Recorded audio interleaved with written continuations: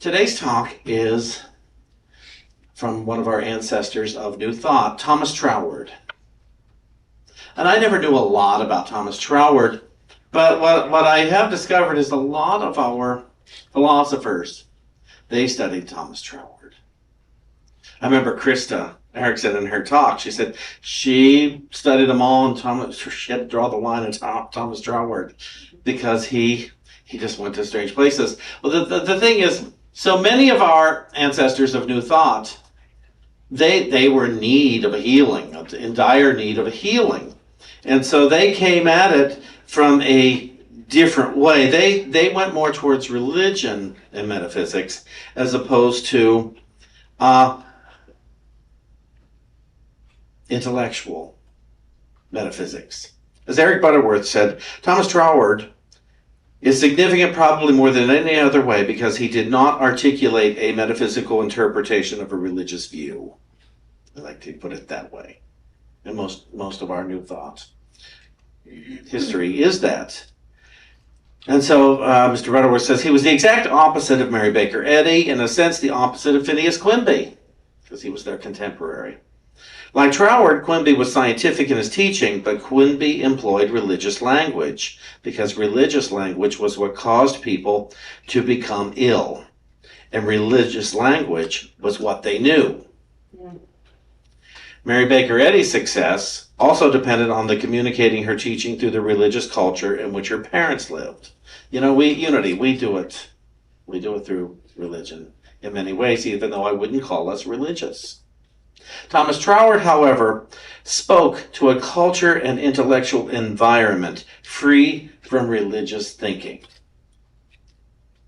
And there's lots of Thomas Troward books out there. There's lots online. You can look up all of the people I've been talking about. You can find out a lot more about them than what I have done in 25-minute talks. And I recommend that you do, because they offer a pathway to freedom of thinking. You know, to relieve us of, as we've heard, the bondage of self, where we think everything is about us. So Thomas Troward was born in 1847 of British parents in India. His father was a full colonel in the Indian Army. And he was brought back to England in 1865 to attend school and the study of law.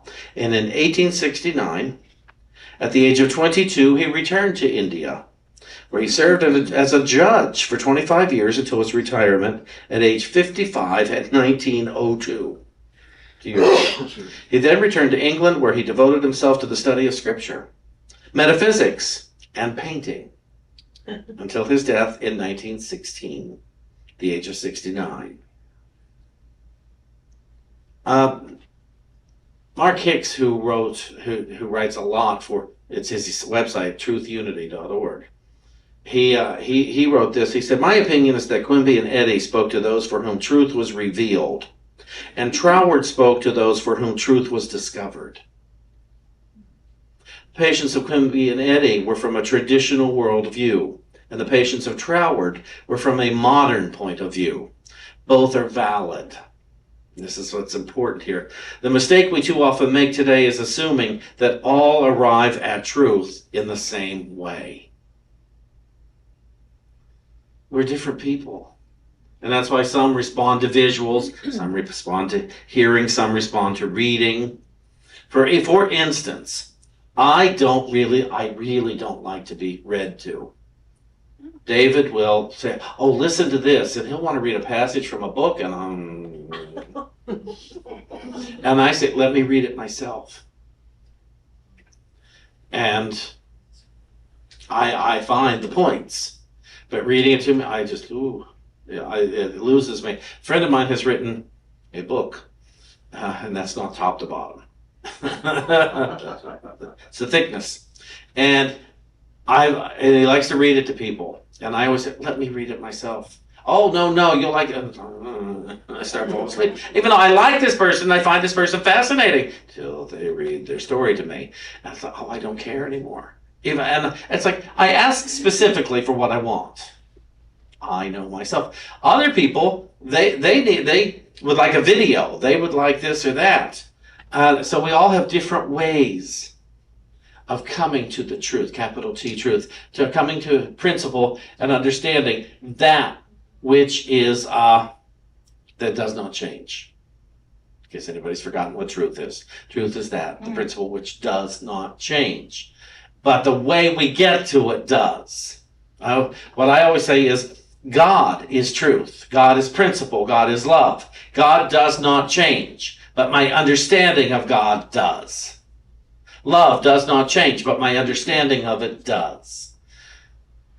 The essence of my being does not change, but my understanding of it does. And so my body does change. My body is so not truth. My body is so not principle. It has changed radically. Otherwise, my poor mother. It has changed radically since my birth. And so my body has never been truth. But it is carrying around a lot of information of truth principles. My mind carries it around. And it is my thought that when my body is no longer here, the truth principles within me will still exist. Because truth isn't going anywhere. The divine idea that made my body will not disappear.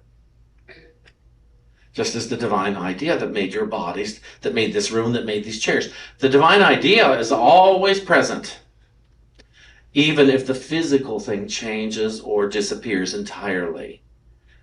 And so we can always create another chair. I don't know that we can create another Shawn, another Nancy, another Wayne, what have you. I don't know that we can create another one of us. And it's funny, when we talk about reincarnation, we speak as if we're going to come back with this same personality, or that we existed before with this same personality and these same ideas. And I don't think there's a one of us in this room that is aware of having lived before and being who you are right now. If there is, I'd like to hear from you. I want more information. and so to look at that sort of thing, and remember, religion has changed so radically since time began. And people have been coming to truth principles through all sorts of different ways of worship and active participation. I always say most religious orders are flawed. And there's a reason for that. They're run by people. And people are flawed. They are perfect in God, but they are flawed in their demonstration of themselves. We forget so much. Hourly we forget. Just, if I drop this on the floor, suddenly I could forget what I'm talking about. I could forget every principle that I believe in. Oh, I dropped this on the floor in front of everybody, and now they're all thinking this about me. And that's something, really, you're not thinking much about me at all. You're thinking about yourselves and what you're hearing today. And why wouldn't you be? Well, you should be. Stop looking at me. No. No, look at me. I didn't wear a shirt this color to not be looked at. So, Mr. Troward said this, and it's our talk title today. Because I am what I am. Because I am. We're not singing that song today. Because I am what I am. Kenneth let me know before he left town 2 weeks ago. He said, I don't want to fly back late Saturday night and have to sing that song. So I said, don't worry, you're off the hook. Because I am what I am. I may be what I will to be. Do you understand? I will myself to be this. I will myself to be that. My individuality is one of the modes in which the infinite expresses itself. And therefore, I am myself, that very power, which I find to be the innermost within of all things. That's a lot of words in one affirmation. No wonder Krista gave up on him. You watch it, Krista. But I'm going to read it again. Because I am what I am. I may be what I will to be. My individuality is one of the modes in which the infinite expresses itself, and therefore I am myself, that very power. I am, leave the myself out. I am that very power, which I find to be the innermost within of all things. I am the power within Everything that I see, that I experience, really. It's not that I see, it's that I experience. How? Because you see, without myself, how could I experience anything? We all had a different interpretation of the song Nancy just sang. Her singing of it, the writing of it, the playing of it, the music of it. We all were in that song ourselves because we were interpreting it. We were experiencing it while she was up here. And so to realize, oh, I'm more connected than what I think. I'm more connected to everything because I have thoughts about it. I create my experience by thinking about it. And we go and blame people for they talk to us this way, but it's my experience of what they're saying. And that experience is not based on what they're saying. It's based on what I think about what they say. And it's, doggone it, makes it harder if I could just shut them up. But no, that's not I'll find somebody else to say it to me so I can be annoyed. So I can experience it as painful. Freedom is a very, very horrifying thought. Because then there's nobody to blame. There's nobody to hold accountable for my ennui, my confusion, my resistance. There are things I don't want to hear. We've been watching The Godfather. There's a new series out called The Offer, which is fascinating. It's about the making of the movie on Paramount. It's delightful. It's 10 episodes, and it's like, ooh. And I was already a fan. But we were watching Godfather Part 2 last night. And there's a scene where Al Pacino, as Michael, comes home to his wife. And Diane Keaton, his wife, she's trying to explain something. She said, about your son. Your son is having this problem. He said, I don't want to know about it. Stop telling me. I don't want to know about it. And it's like, he didn't want to know there's an issue, that his son could have an issue. Because what that would mean is that he's not a good father. If his child has a problem, well, he has a parent who's never at home, could be part of that problem. And he's screaming, I don't want to know about it. I don't want to know about it. And so all it maintains the problem for him and for the Diane Keaton character, because now she's experiencing, I have a husband who doesn't want to know about our son. Now, she experiences it from her way. Now, us the reason that scene is so powerful is because it's based on our own behaviors. It's based on how we think and how we behave, the things I don't want to know about. I don't want to go around that person because I don't want to hear what they have to say. And you know why? Because I don't want to be experiencing what I'm going to have to experience when I hear them talk. And so it's still back to me and my I amness. Because I am what I am, I may be what I will to be. And a lot of things I didn't even know I was willing. I didn't know I was willing to be unhappy. I didn't know I was willing to be miserable. I didn't know I was willing to be happy. I didn't know I was willing to experience a limp. I didn't know I was willing to fall down the steps. I didn't know I was willing to be annoyed or hurt or gleeful. I didn't know I was willing. I thought it was happening to me. But instead, it's me deciding. And this is the hard part about New Thought. It's me deciding, but I don't have to hate myself because I have chosen poorly or chosen ignorantly, meaning without understanding. I don't have to be mad at myself. I don't have to be guilty, even if somebody tells me I should be guilty. No. That's their interpretation of me. It's not my interpretation of me. I am with Spirit, and Spirit's not telling me to be guilty. What Spirit tells me is, wake up. You have an opportunity to be gleefully happy. You have an opportunity to be joy-filled and know that you are loved at every moment of every day.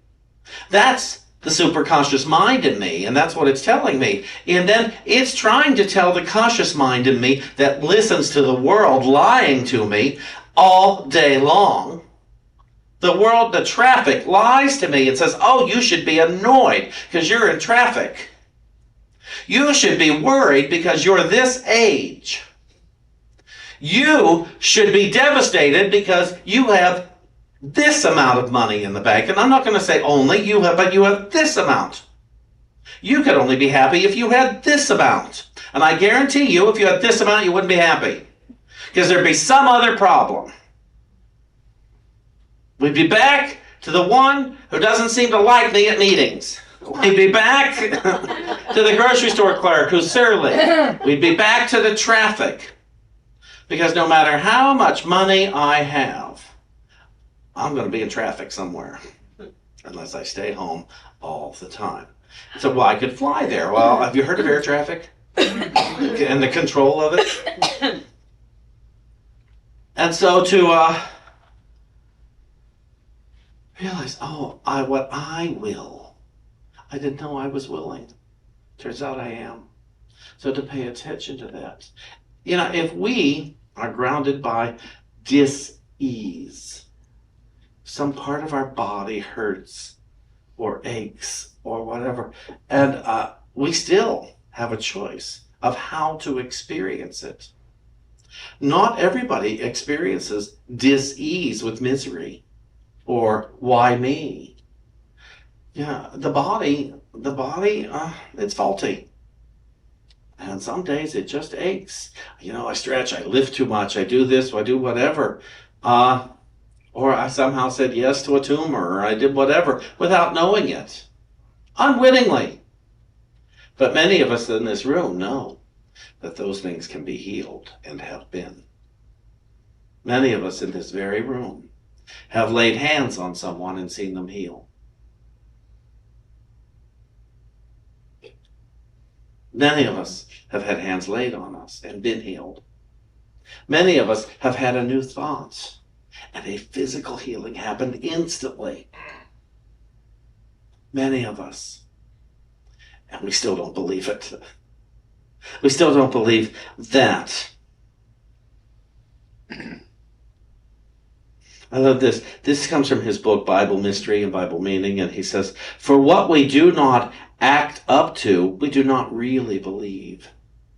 Meaning for what we do not live up to in our daily thinking and behaviors, we do not really believe. So we can all say, I believe in healing, I believe in this, and I did. But if we're not living in it, we don't really believe it. We know about it. We don't yet believe. You believe from your experience. And even then it's questionable. I have witnessed this, and still I don't believe it. I remember when I walked on fire. I can walk on fire, by the way, without getting burned. And but I remember my instructor the first year, she said, now, after you walk on this fire tonight, don't look at your feet till tomorrow. Mm-hmm. Don't look at your feet. And that first night, I walked twice across the coals and into a pail of water, and I didn't go near my feet except to walk on them. But I didn't look at them because she watched a woman, my teacher, watched a woman one year. She got off the fire. She said, I can't believe I didn't get burned. Suddenly, all these sores coming out and everything. Mm. Because suddenly, I can't believe. Well, there you go. You proved it. I believed that I could walk on fire and not get burned. I needed a little encouragement from my teacher. Right at that point when I was about to take the first step, she said, you can do it. And that was enough. And off I went. And I didn't get burned. And the next morning I showered. And then I looked at my feet. And everything was lovely. Pink and rosy. I had pretty feet. And and I was fine. And I went back the next year, did it again. Twice. I walked across that fire. But I knew, don't look, don't check to see if you got hurt. Don't do it. And I was fine again. The next morning I showered, and I've been fine ever since. So I know I can walk on fire and not get burned. A lot of us are looking. This is one of my favorite stories. I was in Atlantic City several years ago, but I hadn't been there in a lot of years, and I didn't walk the way I used to. I lived up here at that point, and I remember I was walking on the boardwalk. I said, "Oh, I got cramps." My feet hurt. I got a cramp in my leg just way before the fall. But I got a cramp in my leg. Oh my God, how am I going to make it through one day here with this? And I thought, I called a couple of friends to tell them how much it hurt, because I like to share my pain. And then I remembered an incident where I said, wait a minute, I don't have to be in pain. And I started walking normally. I said, just walk normally, as if you're not in pain. And I did. And I didn't have any pain. I said, the pain went away. Where'd it go? Oh, I found it. And I did. I thought, I controlled this. I completely controlled this. There was a point in my early 40s where I had, fasciitis, where your heel hurts and stuff. Oh, I remember getting up in the morning and, this hurts like crazy just to walk to the bathroom. And I remembered the healing stories and all the studies I'd done. And I thought, I don't have to be in pain. And I walked normally. I didn't have to maintain that. I looked for that pain and I found it. And when I stopped looking, it wasn't there anymore. We have to pay attention to that. We have to. It's one thing to be in mourning for what we think we have lost. To experience that sadness. We haven't lost anything. It's just shapeshifted. In our lives, things shapeshift. People shapeshift. And they leave our presence in their physical form. But have they left us? No. No, they have not. But it's still normal to cry and to weep and to feel it. Because it's different. That's really what it is. It's different. But we are still just as loved as we ever were. I just can't pick up the phone and hear it from that being. And that hurts my feelings some days. But I refuse to sit in a place that says my life, that there is good absent from my life, because I don't have the physical presence of this being, unless I decide to. It doesn't mean I should be gleeful. I should feel what comes to mind, but not create an absence of good. I think I told you when my very, very good friend died a few weeks ago. Within an hour, I had a vision. I didn't create it. I saw it. Walking freely and happily. Great mood, not talking to anybody, but his big smile, just smiling his beautiful teeth, and walking young and thin, and just free. And I thought, well, I wouldn't take that away from him so that I could have him here in the body. And so I let him go. I've since had a dream. I've since had a couple of signs that I didn't even ask for. Because he gave me so much, I wasn't going to ask for anything more. And so to see all that, because I am what I am, I may be what I will to be. My individuality is one of the modes in which the infinite expresses itself. And therefore I am myself, that very power which I find to be the innermost within of all things. Listen to this. Therefore, whatever may be the nature of our anxiety, we should endeavor to dispel it by the consideration that there may be already existing other facts which we do not know of, which will produce a different result from the one we fear. We're listening to this? And that, in any case, there is a power which can produce new facts in answer to our appeal to it. I'll read it again. Therefore, whatever may be the nature of our anxiety, okay, we're set with that, right? We're worried about something. We're worried about the outcome. We should endeavor to dispel it by the consideration that there may already be existing other facts which we do not know of, which will produce a different result from the one we fear. And that in any case, there is a power which can produce new facts in answer to our appeal to it. Imagine, I know people in this room who are afraid of dying. They fear death. And so they're anxious about it all the time. They get an ache, they get a pain, they get a something, they get a this, a thought, a phone call, whatever. And so, imagine considering that there may be different existing other facts that you don't know about that will produce a different result from the one you fear, that will produce the result of life, and life more abundant, and produce healing in the mind, in the body, in the pocketbook, in the whatever, the relationships. There are other facts that will produce a belief in the power to heal. There are other facts that exist. And how do we know? Because other people have done it. And so rather than sitting here being afraid of dying, being afraid of losing something good, instead consider, wait a minute. So I'm experiencing this now, and I think the fact is it could kill me. But what if there's another fact that it could actually bring about a great healing, and I would believe more in healing and life than I do in death? And so to begin to live with these considerations. Try it, is what I'm suggesting. We're here above the Ford dealership on a Sunday morning. We're bringing this stuff up to have new thoughts, new ideas, new considerations. And it doesn't mean if you know somebody at home who's just for you to go home and yell at them, do you know there's other things to consider? Don't do that. That will not help them. If you are uncomfortable, here's the tough one sometimes for me, if you are uncomfortable with someone who doesn't know how to consider something else, look at your own sense of victimization, your own sense of unhappiness, displeasure, and say, I would like to consider that there are other facts than this that have produced my anxiety, and that this, that I see as annoying, irksome, whatever, could bring me to peace and to joy and to love. You know, it works on both ends. Wherever we are, it's never about the other person. It's never what you do, you make me crazy, is no more true than you made me love you. It's a nice song. But it's not true. You didn't make me love you. You didn't drive me crazy. My thoughts. Well, only a couple more here. Relying on the maxim that principle is not bound by precedent, we should not limit our expectations of the future.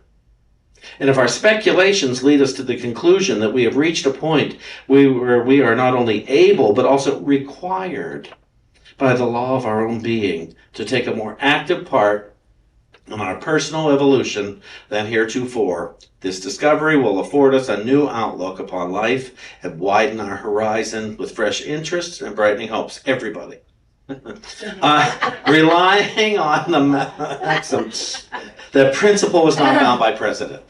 Let's just look at that. Principle is not bound by precedent, meaning just because it happened before in a way that I didn't like doesn't mean that we're stuck with that. Principle plays out according to our thoughts, but principle is still principle. We should not limit our expectations of the future. It's okay to imagine something wonderful. We have a power of imagination. We should imagine something wonderful and see what steps we could take today to experience joy within it. And finally, according to your faith be it unto you. Observe your faith in peace and joy and love and life. Sing a glad song. Love yourself. Find songs to sing to yourself of love and joy and beauty. Find songs. You know, you've lost that love and feeling. It's a good song, but it's not the message we want. It's got a good beat. It's got a good groove, but it's not the message we want to sing to ourselves.